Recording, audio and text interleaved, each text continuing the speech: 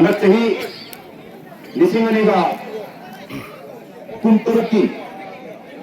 अउन सुबह फेस्टिवल असे सिंगरीबोंगे high school playground पांपक नगुदमक्ता same सागरी आरे बचिंग लेमलबा अइकोई अउन सुबह मैते यूथ फेस्टिवल सीगी ओपनिंग सेरेमनी सिदा डांस टैलेंट पिगुना मीटिंग दिने नगुदमक्ता असम मंत्री स्पोर्ट्स एंड कल्चर एसोसिएशन के चेयरमैन निंगवना पंजर बजा अकोई ओजा आरामबन नंदबाबू रिटिया एसीएस ओजाबू मैं संबंध लेंसिन दिन दो करता करते हैं ये हम तो हम लोग को बात भी ना ओजाबू काम में कुछ एसोसी मतलब नसीना अकोई गिरफ्ता वाइडगी काय खुंदा मतिक चारबा अकोई ओजा Kapram Mohan Singh, President, Football Academy Singlebon Kasar, Adibaja Busu, Kai Selengkat Piduna, Nasi di Forum Sida Makon Khan Benul Damakta Oja Busu Tersinjari.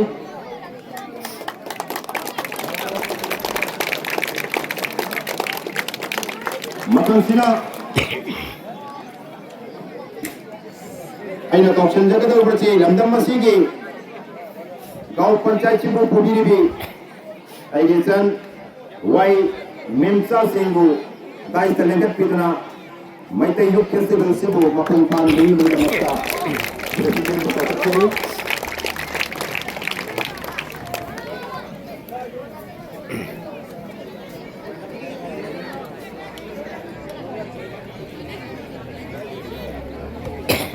Matang nung ko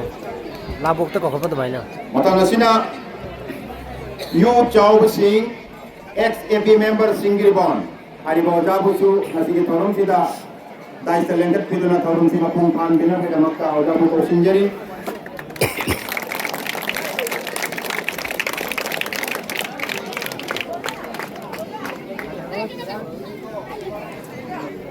Aroi boina aina kausen jage bagi oja NG Upendra Singh oja Upendra Singh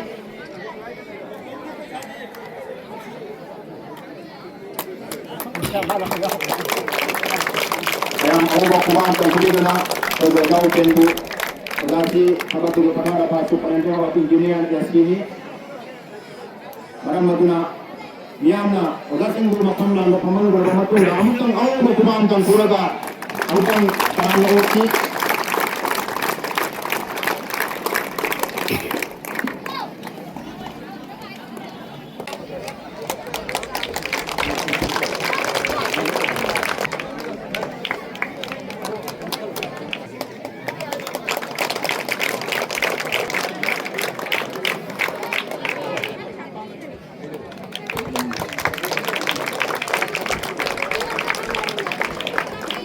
Orang di maka desa boina, koi di hitungin singgu menjanti amaman lekai kunna laut perbama tungga, koi parum pring di matungina, mayar tukat pa.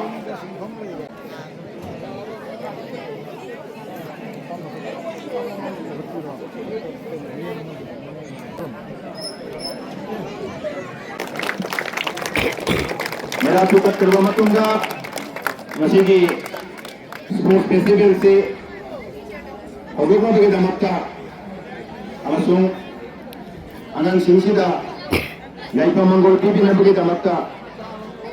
आई वजा अनि तक मतम सिना लेकर बिना वजा अनि तक तंग तो कोप चगे हौवन बिट असिमक्तदा अमुक्सो याइफरबा मकर संक्रांति की निमित हौवन निमित असिमक्तदा यूथ फेस्टिवल पांथोंनबगी तमक अखोगी मैतई खुनाई ओइबा सानारोय कया सानाबबु पांबा सानारोय खिबिक मांग द लेपसि उबदा डॉक्यूमेंटेक नुंगाई all the best Meitei youth festival लोइनाना सानारोय पनमंको एगी माइगेदगी तराम नोक्चरी लोइनाना फ्यूचर की ब्राइटनेस अमखक अइना आशा थमगा टेक कायदना सोयदा ngamdana friendship time da fajaraba mongda sanaroi kayana sanar event kaya marumda saruk jaraga mai pakpa oisi haba wafam do aigi mai gaidagi samlapna thamjari loinana ngasigi festival asida lengbi reiba lamdam sigi waja sing intellectual group sing amadi lamdagi lakpiriba sanaroi singi guardian punna makusu aigi mai gaidagi harauba loinana taramna oksha bagi mikutoi thamjari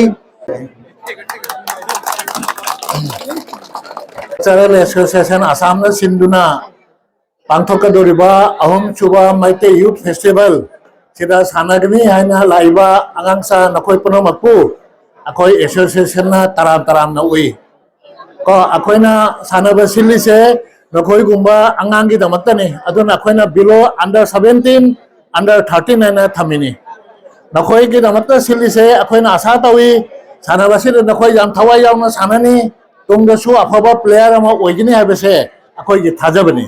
aduga loina na akoi na maite youth festival na kari gi palino maite haiba wahi sida akoi na chalise maite amaso maite pangan kangrup ani dagi lakpa player se buni ko akoi na asa tawi noina sanaba matam siga atopa khunama dagi lakpa singasu sakhang maikhang na dana maru mapang oiba tungnaw dasu o na sang na maru mapang na nungsinana noi hingna ba Kucamina naba tawgadabni sanabasida akoi se yamna wana sinjabani aduna khudong chadaba nungai tawa kaya marum chu leiba jai adu panamatto nakoi yamna khanja de thawai yamna sanadana ngamnaba tahu aduga tungdasu akoi na silakadaba program jina nakoi nangai phadan lau haiba wafam je thambaga loina na wafam amchang ai thamjaraga loisan jage ngasi akoi na sanariba sanagadoriba event taruk competitive event taruk sigi manungda aigi iyamba khumanga aramam dor gopana thang ta sanabasiga arigum aduga mana maigi makedagi angam masinda prize pibana akhoi iyamba aramam gopana maigi legidaba dupi ite megi mengda lupa lesing ahom ka kapire asida mata akhoi association na ta iyamba aramam dor gopana thagatsari angan singnosu amta hubatan na kudana tagotamiko aduna yam sangaroi akoi haudorami ko adu ai wam haige ai wafam amta haige ko jam technical wani technical official sinda ai wafam ama thamjage mase kaubinu sanadra ba event kudima hayeng nongthin gi pung ahum gokta tangai phadan loida jataba please mark it sanadra ba event kudima hayeng nongthin gi pung ahum gokta target tobiu natragali jam thuna mamja lai price distribution to wadasu chay daba lakani asiga mai gi khudong saba laita banina akoi punga humdal loiselaga ahum makai mari bota prize distribution taudana numit laire da akoi khelase loisena ba tausi aibo wafam te thamjanaga mayam purma ku amuka thagatari thank you light tha loi ram ne Maitang youth festival sida adum fight ticket taramna okeri football gi dillasida aduga ngasi hawgadani ba game sida miyamna mateng pangbiduna cooperation TV duna nimini kitna sakagada bagi masiu mapung khan be haiduna ngasi Assam Manipuri Sports and Culture Association Assam na yang mapam da kupang tanjung tarana nunut ta golegan haidari ngasi dagi hauna sakagada ba game si mapung khan be game be aduga elo di maramda amko chona haidaramge badminton da cultural di IPM ga Nakanda the Leba aimed at Memorial Academy da showed the Canada of the Puntama Tabata, the only look of the sorry, boxing, Jakarta Pro, Kasta, athletics, and dancing to the children on the ground to the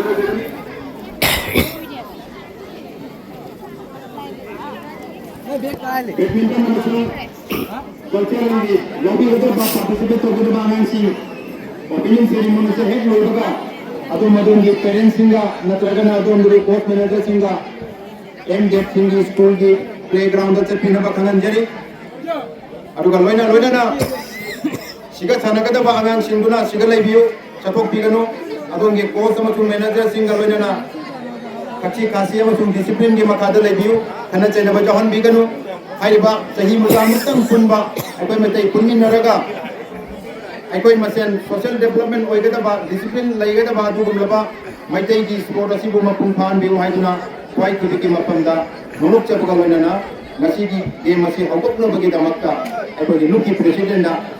hono bagi matungina ngasi dagi haure ha ka po tum na khop na bagi damakta da da pa basi no Papan mayam se haran wekhi matunda begini ni tata kita ba Om Subha Manipuri festival se hangkok sare yana iwa kokse ba kuro ini nanti masing-masing satu lupa nah ini nanti mana kita dari seperti mana malah terlalu dari kalau kita panggil tak jadi kok yang penting sangat itu orang sa kalau itu orang sa mau sedikit ini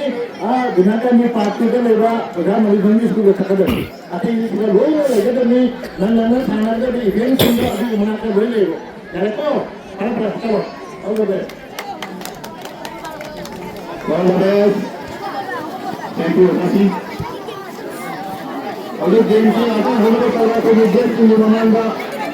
game की होटलों में बनता था हम लोग नाचा बेजो